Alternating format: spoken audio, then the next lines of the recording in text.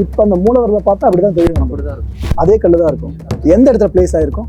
அது வந்து பார்த்தீங்கன்னா அரப்பளீஸ்வரர்னு போர்டு போட்டிருக்கு, அதுக்கு நேரம் அப்படியே உள்ளே இருக்கே. இப்போ ஒட்டுமொத்த சிலை இருக்குன்னு வைங்க, அந்த சிலையில் அந்த கல் எங்கே இருக்குன்னு கேட்குறேன். லிங்கமே அதுதான். ஒட்டுமொத்த லிங்க ஷேப்பே அதுதான். அது வந்து ஆதியிலிருந்து லிங்கமாக தான் இருந்திருக்கிறாப்புல. அப்படி இவங்க தூக்கி ஆவுடைய உள்ள அதுக்கு தகுந்த மாதிரி கரைச்சி செதுக்கி கொண்டாந்து இவங்க பண்ண சிவனா மாத்திருங்க அப்படிங்கிற மாதிரி. அதுதான் கேட்குறேன். தேவன், நாகங்களை பற்றி பல விஷயம் சொல்லிட்டு இருந்தீங்களா? நான் இங்கே வரதுக்கு முன்னாடி சில பேர்கிட்ட விசாரித்தேன். அப்போது எனக்கு இந்த ஒரு விஷயத்த ஒரு சிலர் மட்டும் காட்ட தயக்கப்பட்டு காட்டினாங்க. கிட்டத்தட்ட பாம்பு பின்னி பிணைஞ்சிருக்க மாதிரி இருக்கு, ஒரு மரத்தோட வேறு மாதிரி இருக்கு, ஆலமரம் வேறு மாதிரி. ஆனால் இதை வச்சு சில விஷயங்கள்லாம் சொல்கிறாங்க, நம்பவே முடியல என்னால். இது பேர் என்ன சொல்லி சொன்னாங்க உங்ககிட்ட? அது நீங்களே சொல்லுங்களா? கருடங்கிழங்குன்னு சொன்னாங்களா? ஒரு சிலர் அப்படி சொன்னாங்க, சில பேர் நாகம்னு சொல்லி எதுவும் சொன்னாங்க. இதுக்கு தண்ணியில் விட்டா அப்படி சொல்லிட்டு போகும்னு சொன்னாங்க இல்லையா? ஆமாம், கரெக்டு. இதெல்லாம் ஃபேக்கு. ஆக்சுவலாக இது எடுத்தது கொல்லிமலையில் எங்களுக்கு தெரிஞ்ச ஆட்கள் தான். அவங்க எடுத்துட்டு உண்மையான ஆட்கள் தான், அவங்க கிரெடிபிள் தான். ஆனால் எடுத்தவங்க சொன்ன விஷயத்தினால நம்ப முடியாமல் போயிடுச்சு. இதை பற்றி நீங்கள் தெளிவாக சொல்லுங்கள். எடுத்து தண்ணியில் வச்சு செக் பண்ணாங்களா? இல்லை, நாங்கள் அதெல்லாம் அந்த டீப்பலாக போகல. இல்லை, அதை செக் பண்ணியிருந்தா இது ஃபேக், அவ்வளோதான். இது வந்து பார்த்தீங்கன்னா கொடி. அதை பற்றி தெளிவாக சொல்லணும் எனக்கு. இது வந்து கொடி மட்டும்தாங்க.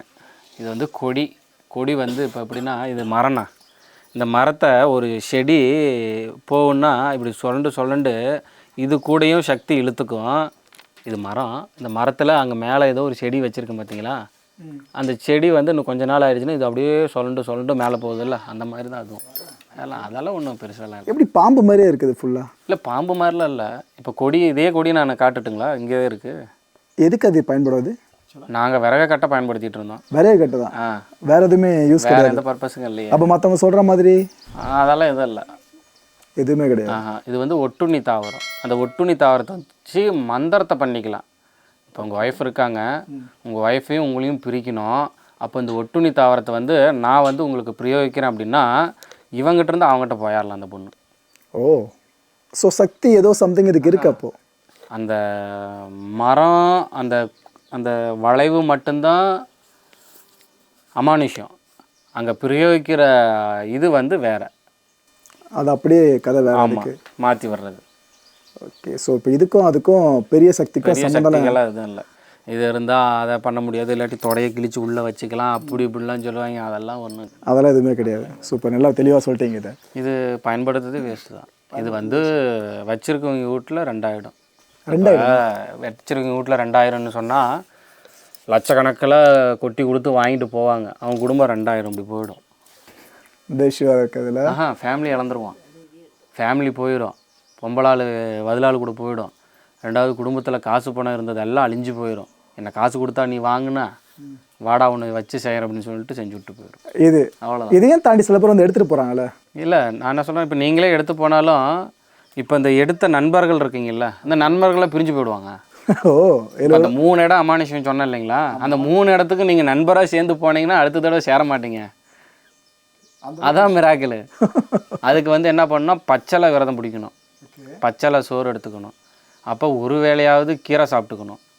அப்படி சாப்பிட்டு போகும்போது அதோட எஃபெக்ட் நம்மளை அண்டாமையும் நம்மளை சிரமப்படுத்தாமையும் இருக்குங்கிறது கணக்கு. ஓகே, இப்போ கொல்லிமலையில் அரப்பளீஸ்வரர் கோயில் 1, இது இல்லாமல் பாலமுருகர் கோயில் 2, இது இல்லாமல் ஸ்ரீ ராஜராஜேஸ்வரி அம்மன் கோயில், பெரியண்ண சுவாமி கோயில், கொல்லிப்பாவை கோயில் 5 ஒட்டுமொத்தமாக இருக்குது.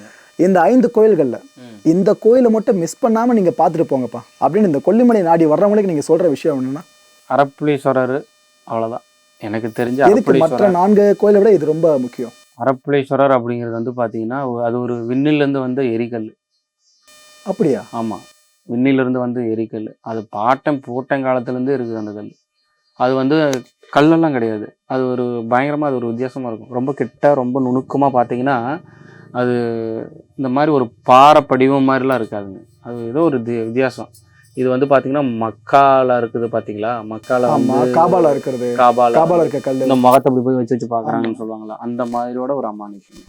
இப்போ அந்த மூலவரில் பார்த்தா அப்படிதான் தெரியும். அப்படிதான் இருக்கும், அதே கல் தான் இருக்கும். எந்த இடத்துல பிளேஸ் ஆயிருக்கும்? அது வந்து பார்த்தீங்கன்னா அரப்பளீஸ்வரர்னு போர்டு போட்டிருக்கு, அதுக்கு நேரம் அப்படியே உள்ளே இருக்கே. இப்போ ஒட்டுமொத்த சிலை இருக்குன்னு வைங்க, அந்த சிலையில் அந்த கல் எங்கே இருக்குன்னு கேட்குறேன்.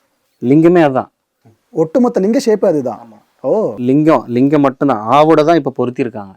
அது வந்து ஆதியிலிருந்து லிங்கமாக தான் இருந்திருக்கிறாப்புல. அப்படி இவங்க தூக்கி ஆவுடைய உள்ள அதுக்கு தகுந்த மாதிரி கரைச்சி செதுக்கி கொண்டாந்து இவங்க பண்ண சிவனா மாத்திருங்க அப்படிங்கிற மாதிரி. அதான் கேட்குறேன்.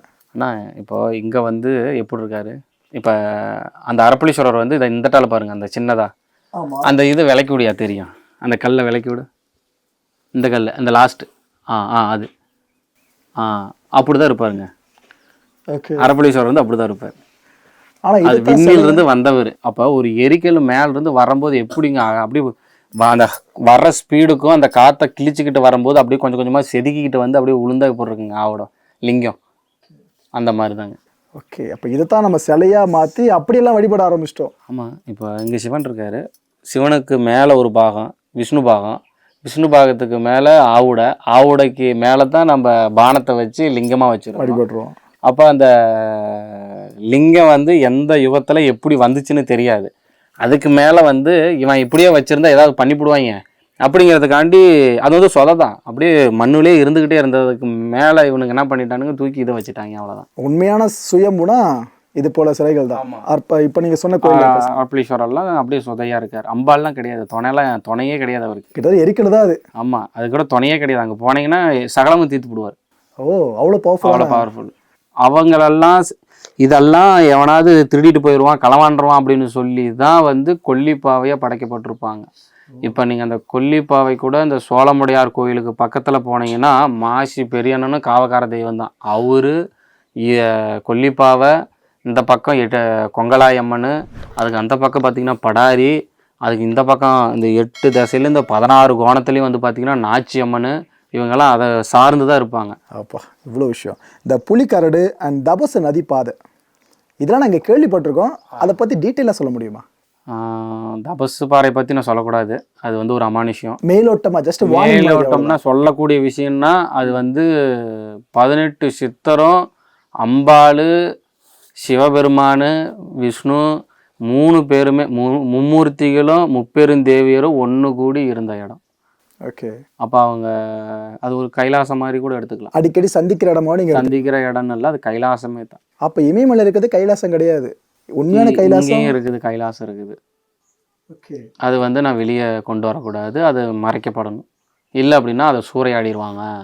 ஓகே, ஆனால் உலகத்துக்கு அருள் பாலிக்கணுங்கிறது அவங்க ஆசை.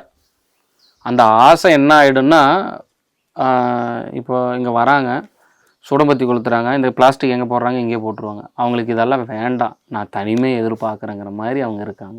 அவ்வளோதான். நான் இயற்கையை சார்ந்து இயற்கையோட வாழணும்னு அவங்க நினைக்கிறாங்க.